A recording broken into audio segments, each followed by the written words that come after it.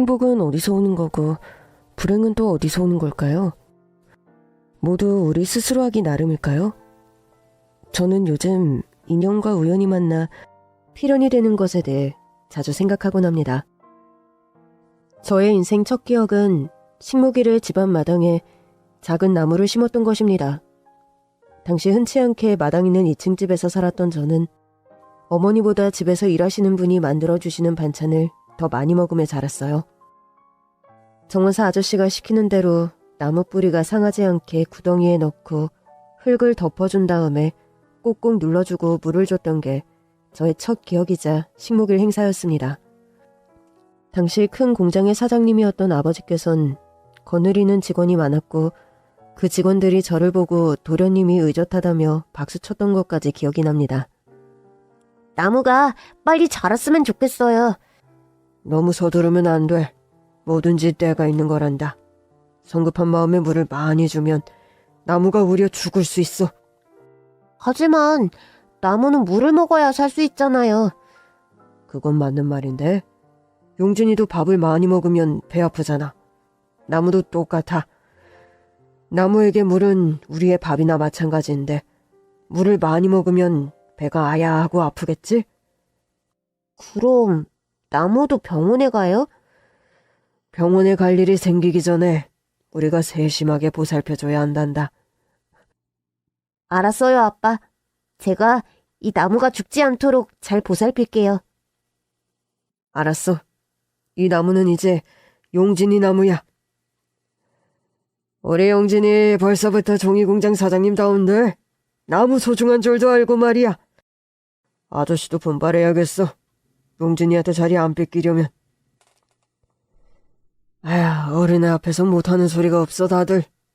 이제 들어가자. 그렇게 식목일에 제가 처음 심은 나무 앞에서 저 아버지의 친구 두 분과 함께 찍은 사진은 제 빛바랜 앨범 속에 고이 간직하고 있습니다. 그 추억이 소중해서가 아니라 어떤 사람을 잊지 않기 위해서였죠. 어렸을 땐 다른 친구들과 달리 집에 2층도 있고 마당도 있고 또 넓은 제 방이 따로 있다는 게 그냥 좋기만 했어요. 그리고 방바닥이 아니라 침대에서 잘 수 있는 것, 항상 냉장고에 맛있는 음식이 가득 있다는 것, 먹고 싶은 것이 있으면 엄마뿐만 아니라 집에서 일하시는 분이 바로 만들어줘서 제가 먹을 수 있는 것, 이 모든 것이 너무나 당연한 일상이었습니다. 그리고 이렇게 살지 않는 친구들이 오히려 이해가 안 될 정도였죠. 그리고 조금 크고 나서야 아버지가 피와 땀으로 일군 공장 때문에 제가 호요식하며 자랐다는 걸 깨닫게 됐습니다. 다녀오셨어요? 네, 다녀왔습니다. 오늘은 별일 없으셨어요? 수출이 줄었는데 걱정할 정도는 아니에요. 아빠! 용진아, 오늘도 공부 열심히 했어? 그럼요. 그리고 오늘 나무에 물도 열심히 줬어요. 부모님 두 분은 항상 서로 존댓말을 사용하셨었죠. 아버지와 어머니 모두 서로를 존중하는 모습이 지금 생각하면 정말 보기 좋은 모습이었죠. 당시 종이 만드는 공장을 운영했던 아버지는 지방에 정말 큰 공장을 가지고 운영하고 있었어요. 지금 우리가 사용하는 A4 용지, 그리고 스케치북, 또 책을 위한 종이를 생산했었죠. 아버지와 아버지 친구 두 분이 공동으로 세운 이 공장은 당시 전국뿐만 아니라 동남아시아로 수출까지 준비하고 있었습니다. 그만큼 아버지는 본인이 공장에서 만드는 종이에 엄청난 자부심이 있으셨죠. 용진아, 나무한테 물 너무 많이 준 거 아니지? 당연히 아니죠. 옆에서 엄마도 함께 봐주셨어요. 그쵸? 그럼 나무가 너무 배가 불러서 탈나지 않게 잘 조절해서 줬지, 우리 아들이? 처음 나무를 심었을 때보다 나이를 먹었다곤 해도 여전히 어렸던 저는 당시 아버지의 고민과 걱정이 뭔지 몰랐습니다. 그렇게 아무것도 모른 채 그저 해맑게 자랐던 저는 갑작스러운 소식을 듣게 됩니다. 용진아, 우리 이사 가야 할 것 같아. 이사? 어디로? 그럼 저 나무도 데려갈 수 있어? 그 집은 마당이 얼만큼 큰데요? 새로 이사 갈 집은 마당이 없을 것 같은데. 그럼 저 나무를 두고 가야 한다고? 싫어요. 무조건 데리고 갈 거예요. 용진이 네가 그렇게 떼쓴다고 될 일이 아니야. 늘 자애로웠던 어머니께서 처음으로 저에게 정색하고 말씀하셨죠. 너도 어른이 되면 엄마가 지금 왜 이렇게 하는지 이해할 거야. 그러니까 나무는 포기하도록 해. 장난감도 친구들 나눠주고 주고만 챙기고. 싫어요. 이건 다 내 건데. 고집 부리지 마. 지금 그런 걸 챙길 때가 아니라고. 정말 필요한 것, 정말 급한 거 아니면 챙기지 마. 용진이 너는 공부할 것들만 집중해서 챙겨. 동화책, 만화책도 가져갈 수 없으니까. 너무 속상했어요. 어머니는 무조건 다 안 된다고만 하고 아버지는 집에 들어오시지도 않고. 그렇게 며칠 뒤 작은 트럭 한 대가 우리 집으로 왔고 저와 어머니는 정말 줄이고 줄인 단촐한 집만을 가지고 이사 갔습니다. 당연히 전학도 갔죠. 전학 간 학교는 전에 다녔던 학교보다 위치도 안 좋고 시설도 별로였어요. 학교가 언덕에 있었거든요. 제가 어디 갈 때마다 저를 태워주셨던 기사님도 이젠 볼 수 없었죠. 아빠는 언제 와요? 아빠는 우리를 위해 아주 먼 여행을 떠나셨어. 아빠 보고 싶어도 조금만 참자. 여행? 어디로 갔는데요? 우리는 왜 데려가지 않고. 우리는 갈 수 없는 곳이야, 아직. 그러니까 우리가 다시 아빠를 만날 때까지 열심히 살자. 알았지? 별거 아니야.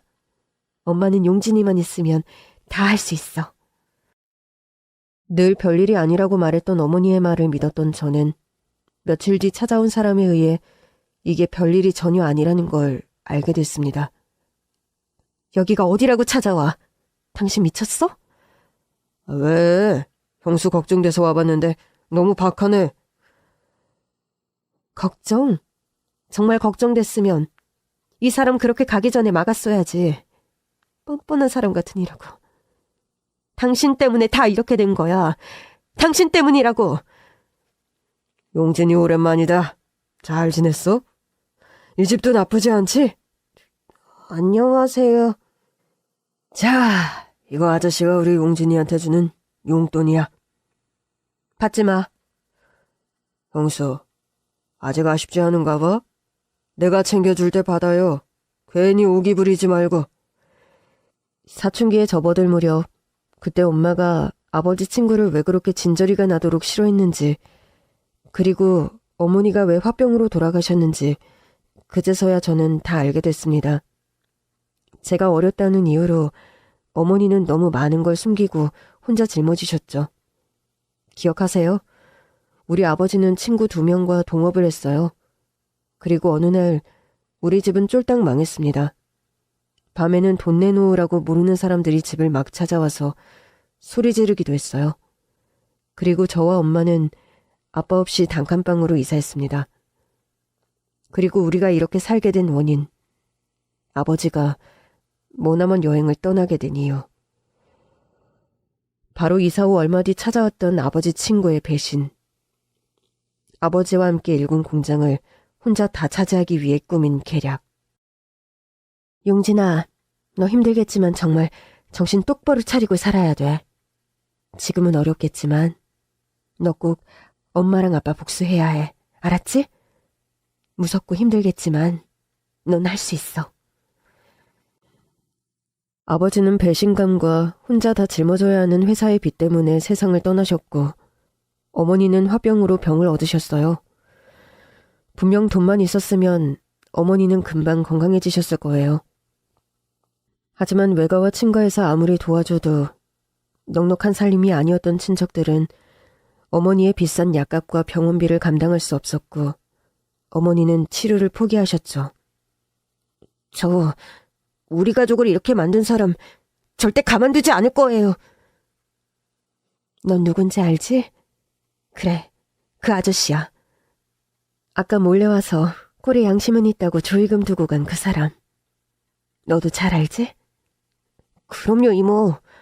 집에 가끔 찾아와서 저를 마치 경쟁자처럼 쳐다보고 말했던 그 사람이요. 그래, 네가 아직 중학생이지만 너도 너희 가족에게 일어난 일은 정확하게 알고 있어야지.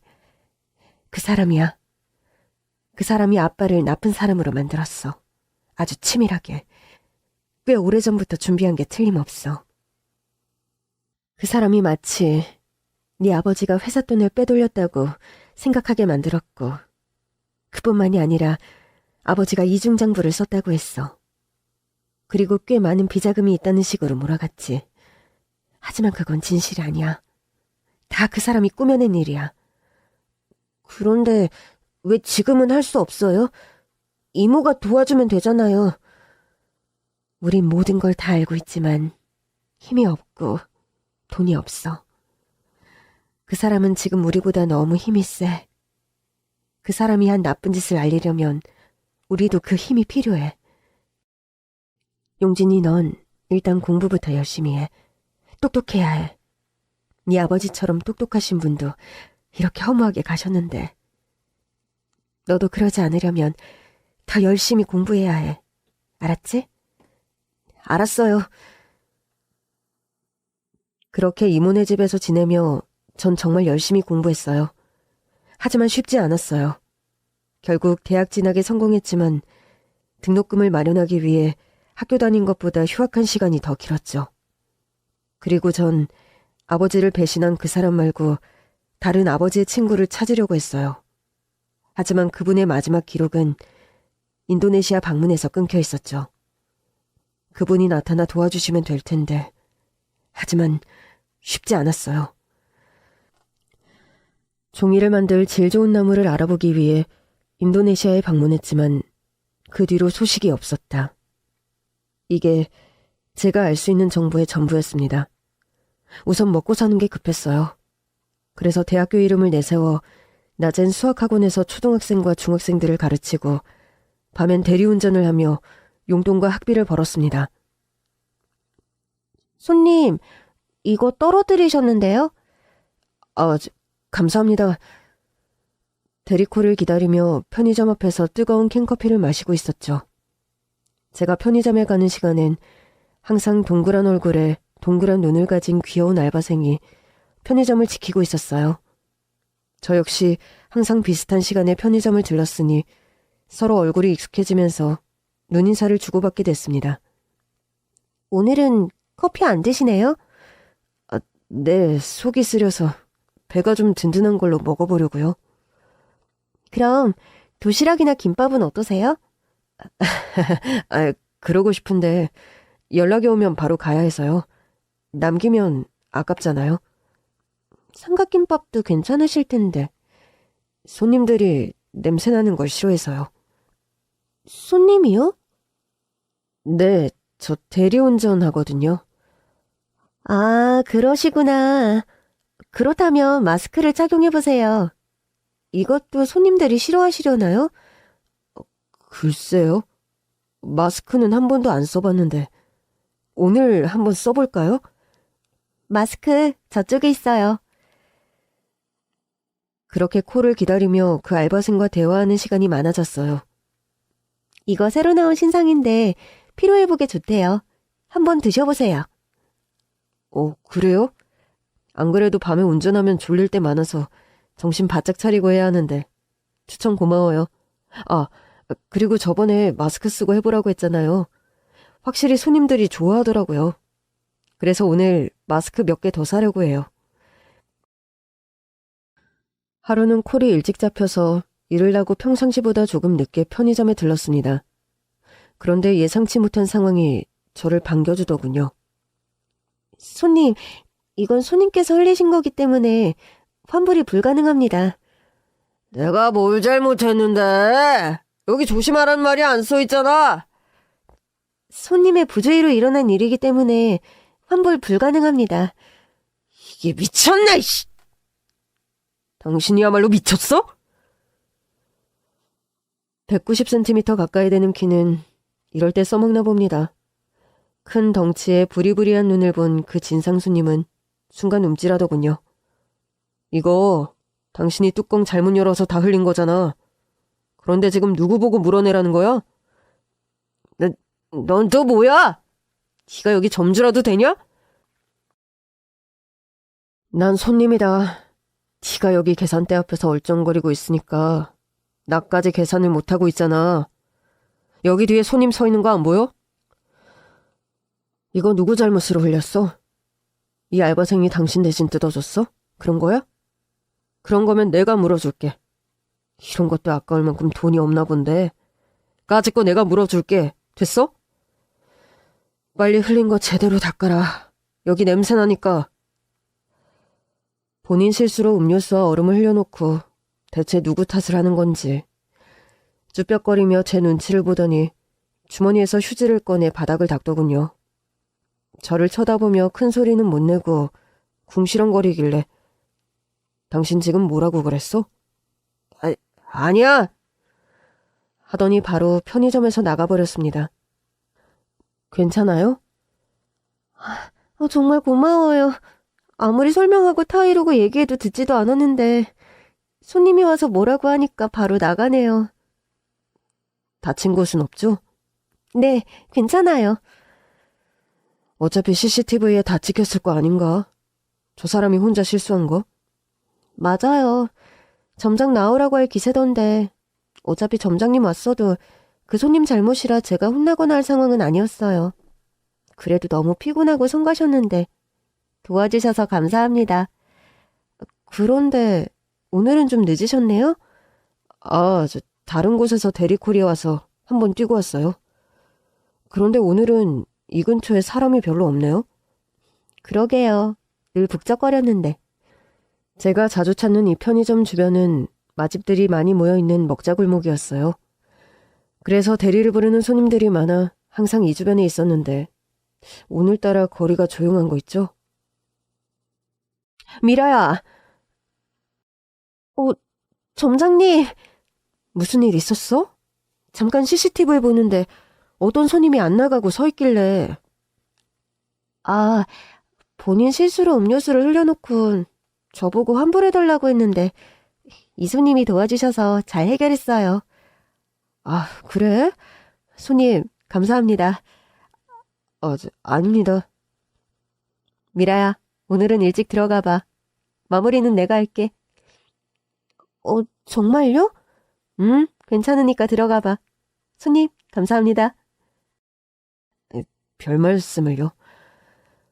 저도 손님이었고 편의점 알바생도 일이 일찍 끝나고 처음으로 같이 퇴근을 하게 됐습니다. 맥주 한잔하고 갈래요? 네, 좋아요. 그렇게 맥주잔을 놓고 저와 그 알바생은 많은 이야기를 나눴습니다. 엄마는 이 세상이 그렇게 싫었나 봐요. 그래도 나 혼자 남겨두진 말지. 아버지는 살아계시는지 아닌지 확인할 방도도 없고. 그렇게 보육원에서 자라다가 2년 전에 독립했어요. 지금은 그래도 작은 원룸에서 살아요. 대학교는 당연히 입학하지 못했고 그래도 지금 점장님이 저를 고용해줘서 월세는 벌 수 있어요. 그리고 야간 알바라 돈도 조금 더 많이 주고요. 그래도 열심히 살고 있네요. 손님은 대학생이에요? 네. 정확하게 말하면 휴학생. 저도 세상에 가족이라고는 아무도 없어서 혼자 이 험한 세상 헤쳐나가며 살아야 하는데 쉽지 않네요. 저도 항상 생활비와 등록금에 시달리고 있어서 지금 이렇게 대리운전하면서 살고 있어요. 정말 쉬운 게 없네요. 아까 이름이 미라라고 했어요? 네, 전미라. 이게 내 이름이에요. 저는 강용진입니다. 미라 씨, 우리 잘 지내봐요. 네, 좋아요. 저는 얼마 뒤 군대를 다녀왔고 저녁 후에는 네, 여러분이 예상하시는 대로 알바생과 혼인신고를 했습니다. 나 파인애플 먹고 싶은데. 알겠어. 들어오는 길에 파인애플 사올게. 우리 똘망이가 파인애플이 먹고 싶구나? 아내 임신 7개월째 무지막지했던 입덧이 끝나고 먹고 싶은 게 많아졌던 시기였습니다.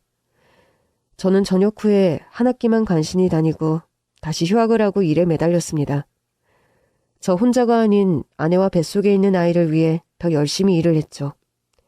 학원에서 일을 하는 것보다 과외를 하는 게 수입이 더 좋다고 해서 그룹 과외도 하고 밤엔 여전히 대리운전을 하며 지냈습니다. 그리고 저와 아내 사이에 드디어 아기가 태어났습니다. 아가야, 아빠야 아빠. 만나서 반가워. 손가락 발가락 모두 10개씩 있고요. 아버님, 와서 탯줄 자르세요. 3kg으로 건강하게 태어난 아들은 첫 울음도 아주 우렁찼습니다. 그런데 문제는 아내였어요. 임신 중에도 당뇨 때문에 고생했던 아내는 임신 후유증으로 한동안 고생했습니다. 나 이렇게 평생 아프면 어떡하지? 그럴 일 절대 없어. 내가 꼭 건강하게 만들어줄 테니까 당신은 절대 걱정하지 마. 알았지?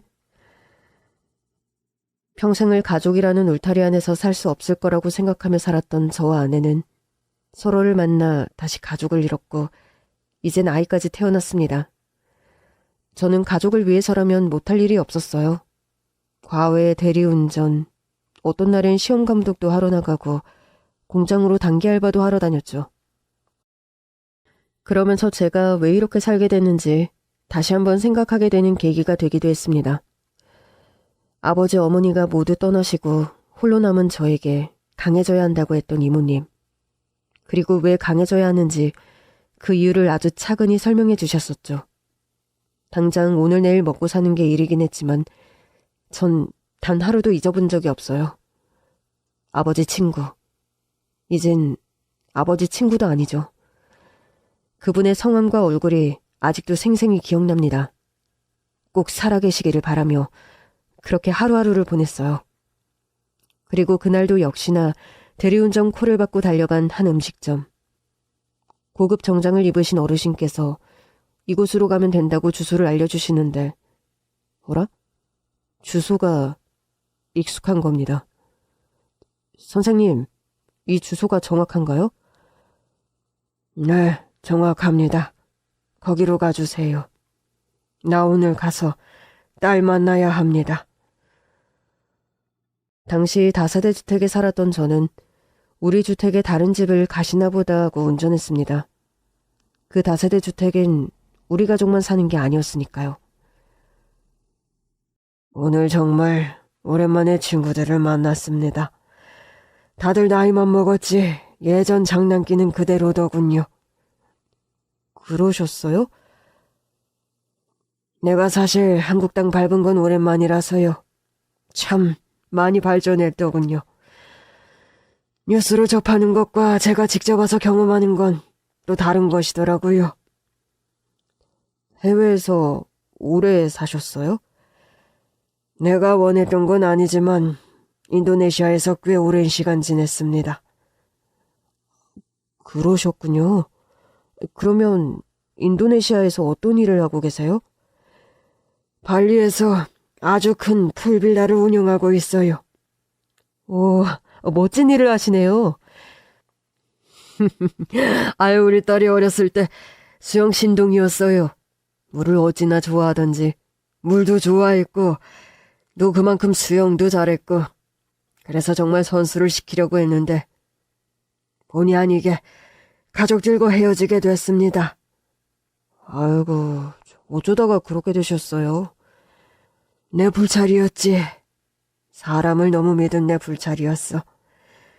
당시 나랑 친구들이랑 사업을 했었거든. 그런데 한 놈이 우릴 배신했어. 그래서 난 가족들과 생이별을 할 수밖에 없었어요. 나는 되도록 빨리 가족을 찾으러 한국으로 들어오고 싶었는데 그게 정말 쉽지가 않더이다. 그런데 이번에 드디어 우리 수영 잘하는 딸이 어디 사는지 알게 됐어요. 빨리 만나러 가고 싶었는데 친구들 만나서 중요하게 해야 할 일들이 있어서 이제야 딸 집에 찾아갑니다. 따님께서도 선생님을 뵈면 정말 좋아하시겠어요? 그래야 할 텐데 말입니다. 나를 잊었다고 해도 전 할 말이 없어요. 선생님의 얘기를 들으니 우리 아버지도 생각도 나더라고요. 아버지야말로 친구를 너무 믿은 죄로 그렇게 허망하게 세상을 떠나셨는데 이 선생님께서도 잘은 모르지만 엄청난 고난과 역경을 겪으셨을 것 같은 느낌이 들었습니다. 내가 처음 보는 총각한테 별 얘기를 다 하네. 그냥 한번 웃고 잊어줘요. 네, 알겠습니다, 선생님. 오늘 꼭 따님을 만나서 회포를 푸셨으면 좋겠네요. 네, 고마워요. 그렇게 아버지를 생각하며 달리니 어느새 목적지에 도착했습니다. 손님, 도착했습니다. 고마워요. 그리고 저 역시 그날은 집으로 온 김에 일찍 마무리를 해야겠다고 집으로 올라가는데 제가 모셔다 드린 손님도 절 따라오는 겁니다. 선생님, 외람된 말씀이지만 몇 호에 가세요? 나는 302호에 갑니다. 302호요? 거긴 우리 집인데요. 정말 302호가 맞으세요? 맞는데? 일단 이쪽으로 올라오세요. 저는 너무 의아했어요. 분명 따님을 만나러 오신 거라고 했는데 우리 집의 딸이라고는 우리 아내밖에 없는데 아내의 아버지, 그러니까 장인어른은 돌아가셨다고 했거든요. 여보, 나왔어. 잠깐만 나와봐. 왜? 오늘 일찍 들어왔네? 선생님, 여기가 302호고 저희 집입니다. 혹시 집을 착각하신 건 아니세요? 미라야. 네? 미라야. 아빠 왔다. 아빠라고요? 아빠? 그럴 리가 없는데. 누구세요? 아빠가 너무 늦게 왔지? 우리 딸, 아빠가 너무 미안해. 아빠 못 알아보겠어? 정말 우리 아빠야? 우리 아빠 왼쪽 귀 뒤에 엄청 큰 점이 있었어요. 잘 봐라, 여기 점. 우리 딸 별명은 라면. 왜냐하면 이름이 라로 끝나니까. 그리고 우리 딸이 제일 좋아했던 간식은 라면. 그것도 우리 딸 이름처럼 라가 들어가니까. 그리고 우리 딸이 처음 샀던 수영복색은 꽃분홍색. 그거 미라 할머니가 사주신 거지? 아빠 어디 갔다가 이제 온 거야? 아빠 너무 보고 싶었는데. 아빠 생각 매일 했는데. 아내의 오열에 옆집에 사시는 할머니께서 놀라서 나오셨습니다. 장인어른이 오랜만에 오셔서요. 죄송합니다. 아이고, 우리 새댁이 아빠가 많이 보고 싶었나 보네. 괜찮아, 괜찮아. 나 신경 쓰지 마라. 괜찮아, 괜찮아. 일단 집으로 들어가세요, 아버님. 누추하지만 들어오세요. 제가 미라 남편 강용진입니다.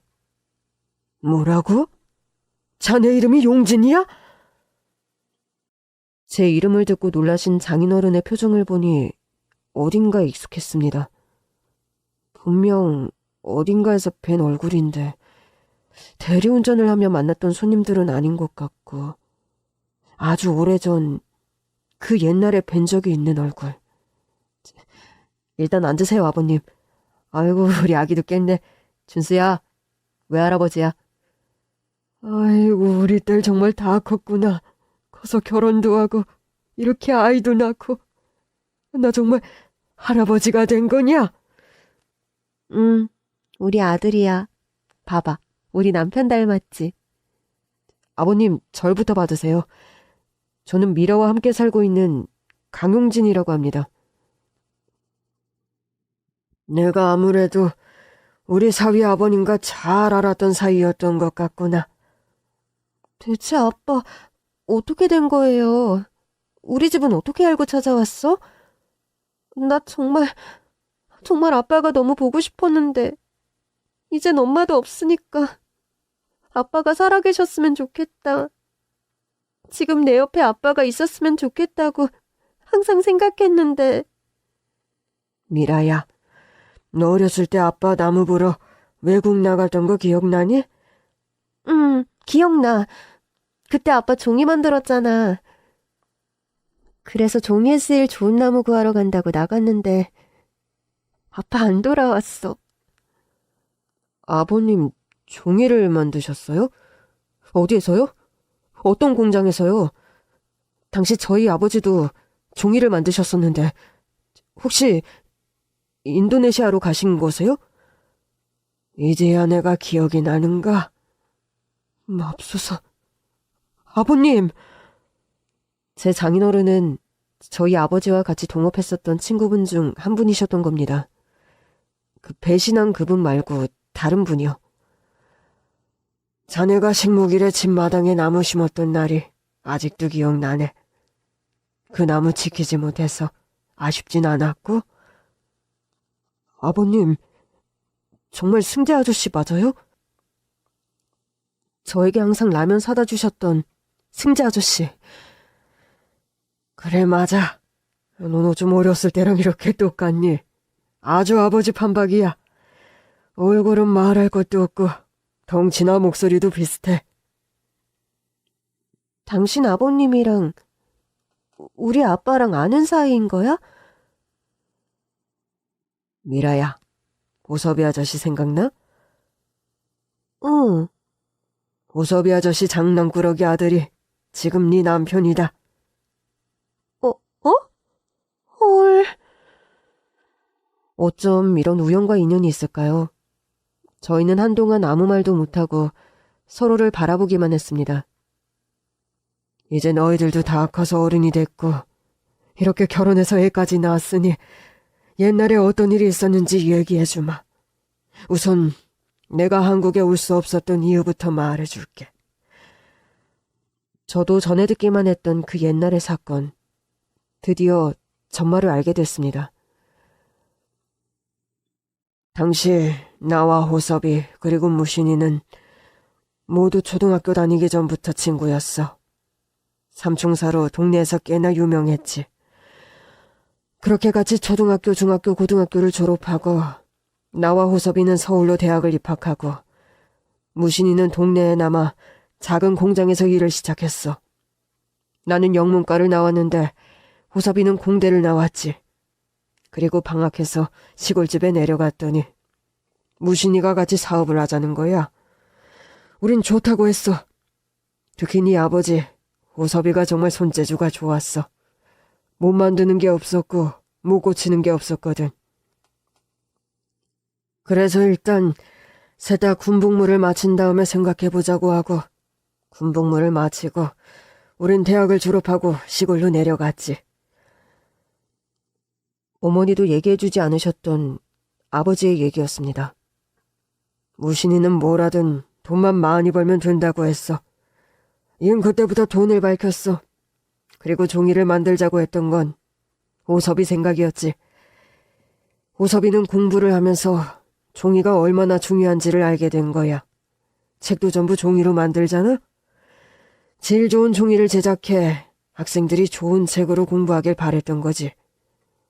그럼 아빠는 무슨 일을 했어? 난 영어를 하니까 당시 새로운 기계 설명서 같은 걸 해석해줬지. 그리고 해외로 나갈 수 있는 길이 열린 거야. 호섭이는 지금이 기회라고 했어. 우리나라 나무뿐만 아니라 외국의 질 좋은 나무도 들여올 수 있으면 들여와야 한다고 했지. 뿐만 아니라 종이를 수출할 생각까지 갖고 있었지. 그래서 아빠가 해외에 자주 나갔던 거구나. 이제야 아버지가 식목일마다 저에게 나무를 심게 한 이유를 알게 됐습니다. 나무가 없으면 종이를 만들 수 없으니까요. 우선 내 얘기를 먼저 해주마. 나는 그렇게 아시아 국가들을 다니며 나무 상태를 확인하러 다녔어. 그래서 미라 어렸을 적에 함께 해주지 못한 시간이 많아서 지금도 미안해. 장인어른 눈에 다시 눈물이 고였고 아내 역시 그런 장인어른을 보며 눈물을 글썽거렸습니다. 이제 괜찮아. 아빠 왔으니까. 이제부터라도 아빠랑 매일 같이 있을 거야. 그래, 그럼아. 꼭 그러자. 아무튼 그때도 인도네시아에 나무를 보러 갔었는데 홍수가 났어. 홍수요? 그래, 홍수. 정말 순식간에 무섭도록 비가 쏟아지는데 여기서 나무숲에서 나갈 수가 없더구나. 그래서 거기서 죽는구나 생각하던 찰나에 당시 안내를 해줬던 가이드가 나를 구하러 왔지. 그래서 그곳에서 간신히 나왔지만 비가 열흘 동안 멈추지 않고 내려 그 동네 자체를 벗어날 수가 없었어. 그리고 간신히 한국에 돌아왔는데 오자마자 직원이 나를 데리고 급하게 가는 거다. 왜 그러냐 이유를 물어보니 무신이가 일을 쳤다는 거야. 오섭이와 내가 배신자가 돼서 당시 투자자들이 나를 찾으러 다니고 있다는 얘기였다. 그 직원은 나보고 다시 바로 외국으로 나가는 게 좋을 것 같다고 했고, 그래서 며칠 숨어 있다가 우리 딸하고 아내한테 인사도 못하고 바로 다시 인도네시아로 출국했어. 그럼 그때 인도네시아까지 찾으러 오는 사람은 없었어요? 무신이가 왔었어. 배신자. 자신은 공장을 위한 최선의 선택을 한 거다. 계속 호섭이가 맡아서 일을 했으면 우린 진작에 망해 다 굶어 죽었을 거란 얘기를 아주 뻔뻔하게도 하더구나. 그럼 같이 살 수 있는 방법을 모색해야지. 이게 지금 뭐하는 짓이냐고 따져 물었지. 그랬더니 장부를 보여주면서 나와 호섭이가 이중장부를 쓴 거 아니냐고 오히려 물었어. 뒤에서 우리가 돈을 빼돌리고 있다고 했지. 나는 절대 그런 적이 없고 모든 게 결백하니 지금 한국으로 무신이 너와 함께 들어가서 다 밝히겠다고 했어. 그랬는데 이놈이 우리 가족을 가지고 뭐라고 하더구나. 여기서 잠자코 지내라고. 그럼 나와 우리 가족은 손대지 않겠다고 했어. 나는 그 말이 너무 무서웠어. 그래서 손을 벌벌 떨면서 일단 알겠다고 했다. 내가 그렇게 겁이 많고 무능력한 사람이라는 걸 그때 뼈저리게 느꼈어. 그래도 비밀리에 한국에 들어가서 잠깐이라도 아내와 미라가 잘 있는지 확인하고 싶었는데 인도네시아에 나를 감시할 사람을 두고 갔어, 그 자식이. 나는 몇 년 동안 정말 꼼짝도 못하고 감시 아래 생활했어야 했지. 그렇게까지 해서 그 아저씨가 얻은 게 뭔데요? 맞아. 나쁜 짓은 본인이 했으면서 뭐가 그렇게 당당해서 그런 짓을 하지? 지금처럼 그때 전자기기가 발달했으면 그 장면을 어떻게든 남겼을 텐데 그러질 못해서 억울할 뿐이었지. 무신이는 늘 자격지심이 있었어. 대학을 가지 못한 자격지심, 서울에 올라가 보지도 못하고 늘 그 시골 동네에서 살았다는 자격지심. 거기다 나와 호섭이의 아이디어가 좋아 공장은 점점 더 발전해가고 있었는데 본인은 하는 게 없는 것 같고 이러다 경영진에서 물러나야 하는 거 아니냐는 두려움이 덮쳤다고 했어. 그래서 그렇게 미련하게 그런 짓을 저질렀어. 그럼 이번엔 어떻게 한국에 오시게 된 거예요? 무신이한테 연락이 왔어. 미안하다고. 이제 들어오라고. 그럼 최근까지 아버님을 감시했다는 거예요? 그래, 정말 끈질기지?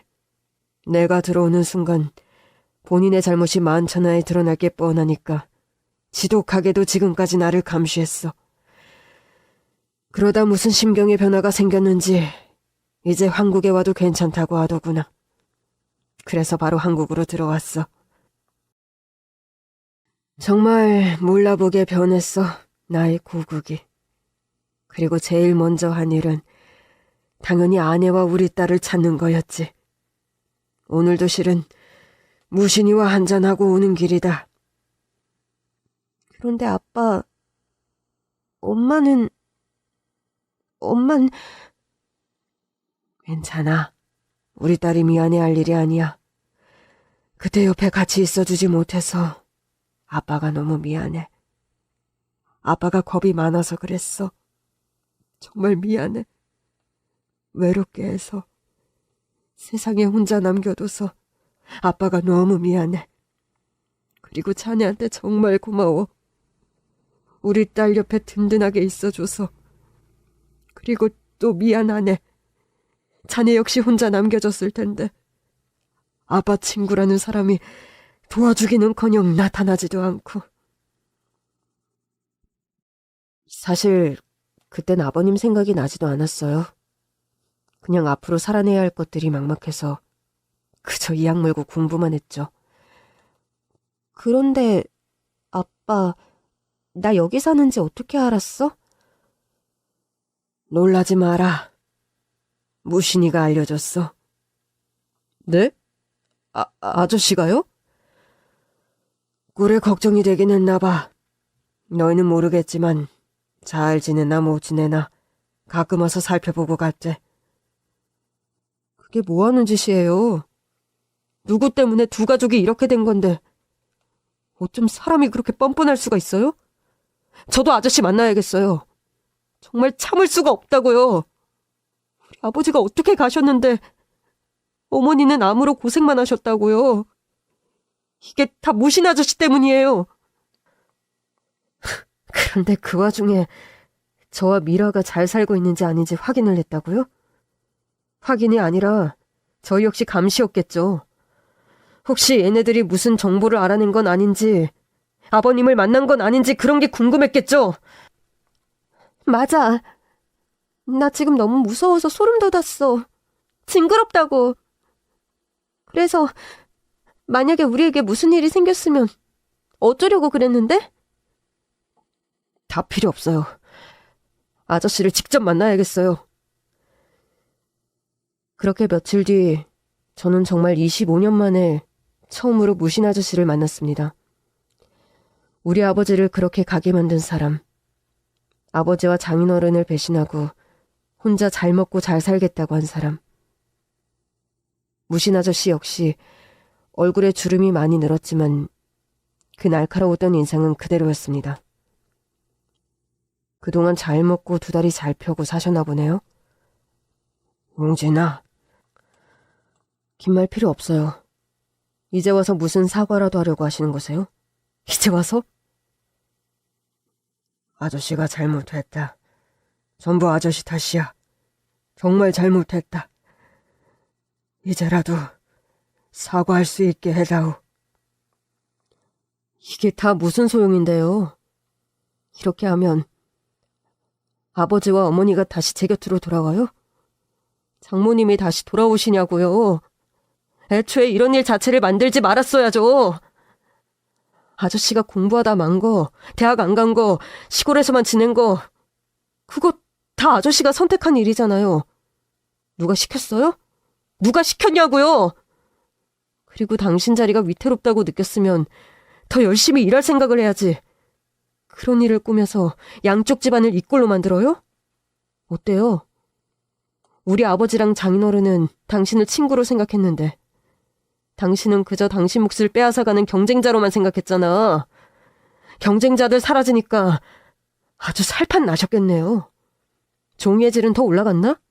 매출은 얼마나 늘었어요? 직원들도 다 좋아하던가요?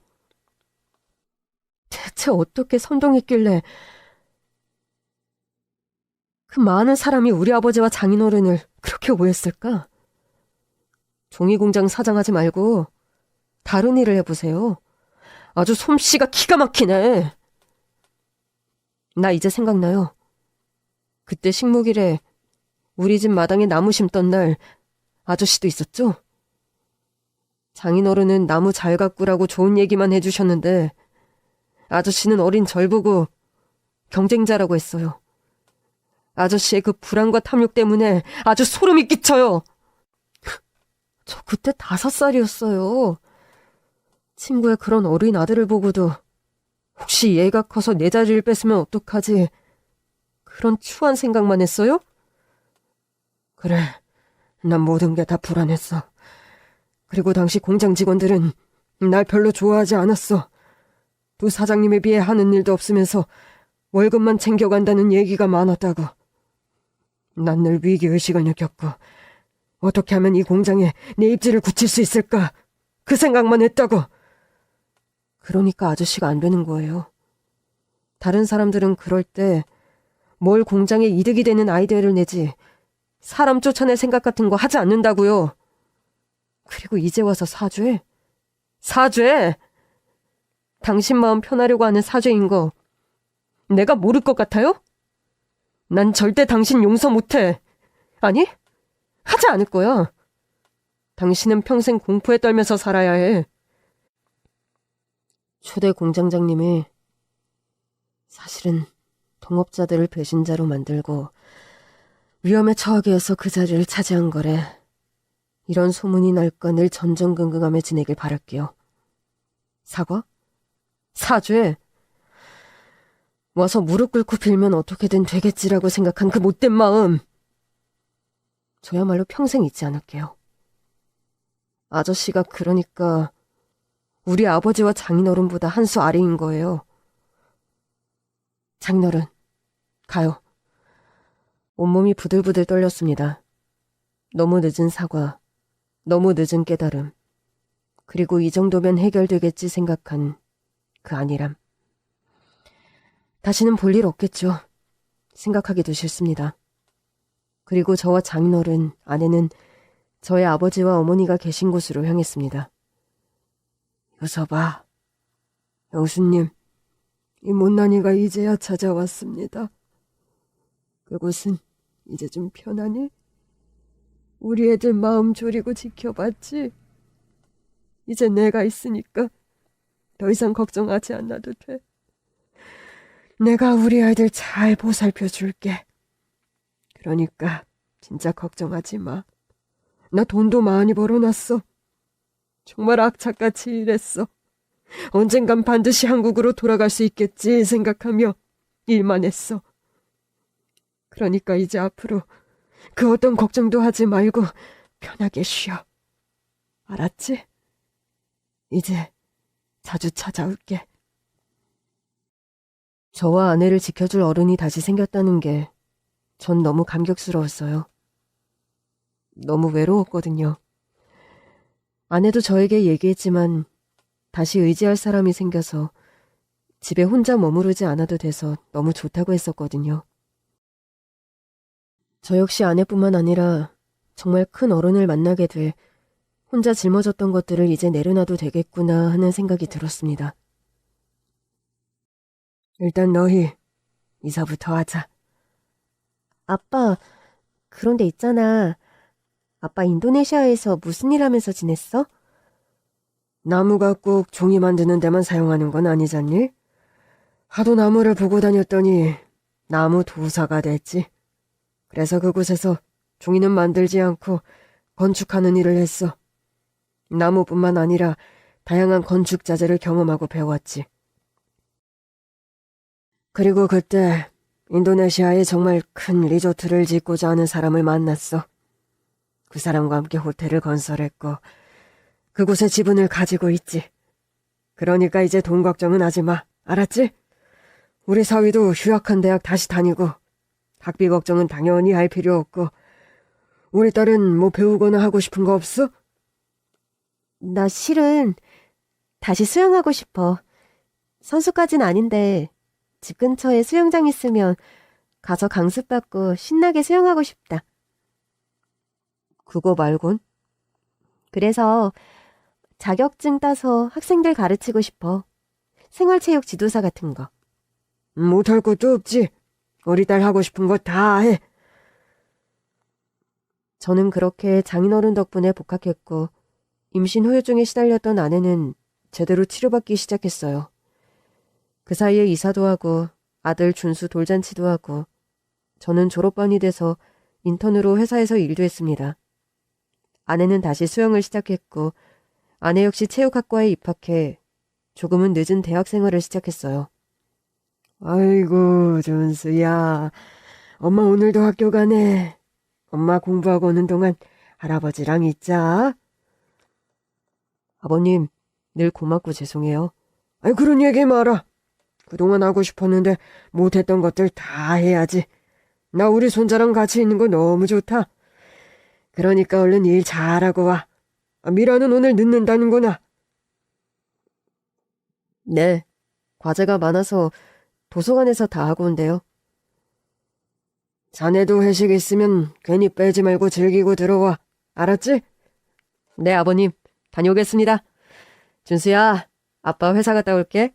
할아버지랑 잘 놀고 있어. 그리고 세월이 지난 지금 우리 가족은 인도네시아에서 생활하고 있습니다. 준수는 벌써 10살이 됐어요. 저는 장인어른이 지분을 갖고 있는 리조트에서 일하고 있고 아내는 아들을 돌보며 여행객들에게 스노우쿨링을 가르치고 있어요. 우와, 당신 정말 인어공주 같아. 이렇게 물을 좋아하는데 진작 수영하게 해줄걸. 당신 수영하면서 건강도 좋아지고 덕분에 자격증까지 땄잖아. 그땐 수영할 형편이 아니었잖아. 지금이라도 다시 할 수 있어서 나 정말 행복해. 우리 아빠도 다시 만났고 그 덕에 이렇게 좋은 곳에서 살고 있잖아. 아직도 꿈 같아. 이게 만약 꿈이라면 절대 깨지 않는, 영원히 이어지지 않는 꿈이었으면 좋겠어. 당신은 어때? 나도 그래. 당신을 만난 거, 아버님이 다시 돌아오신 거. 지금 생각해도 신기해. 당신이 내가 늘 아저씨라고 불렀던 분의 딸이었다는 게, 많은 사람이 우리 아버지를 찾으러 다닐 때도 먼 곳에서 우리 아버지를 걱정하고 계셨던 분이 있다는 게 조금은 위안이 돼. 사실 나는 복수를 꿈꿨었거든. 이모님이 이 일을 절대 잊으면 안 된다고. 아버지가 편해지려면 내가 아버지의 청렴함에 대한 진실을 밝혀야 한다고 하셨었거든. 그래서 그 목표 하나만 바라보고 공부만 했어. 내가 똑똑해야 뭐라도 할 수 있으니까. 하지만 현실은 당신도 본 것과 마찬가지로 녹록지 않았잖아. 나는 휴학을 밥 먹듯이 했고 당신은 대학조차 가지 못하고 편의점에서 일해야 했고. 그런데 당신이 대리운전을 안 하고 내가 편의점에서 일을 하지 않았다면 우린 못 만났을 거야. 또 그건 그렇네. 좋은 것만 생각하자. 이젠 그런 지독했던 마음도 다 내려놓고 좋은 미래만 생각하자. 그리고 준수한테는 그런 고생 물려주고 싶지 않아. 당연하지. 아버지들 세대처럼 그렇게 엄청난 일이 생기진 않겠지만 정말 우리 준수만큼은 힘든 일 겪지 않고 자랐으면 좋겠어. 우리 부모님도 같은 생각이셨겠지? 감히 평화라는 말을 써도 될까요? 비로소 마음의 안정이 찾아온 것 같아요. 모든 게 제자리를 찾은 느낌이랄까요? 비록 부모님은 제 옆에 안 계시지만 항상 제 마음속에 살아계시는걸요. 오늘 제 이야기는 여기까지입니다.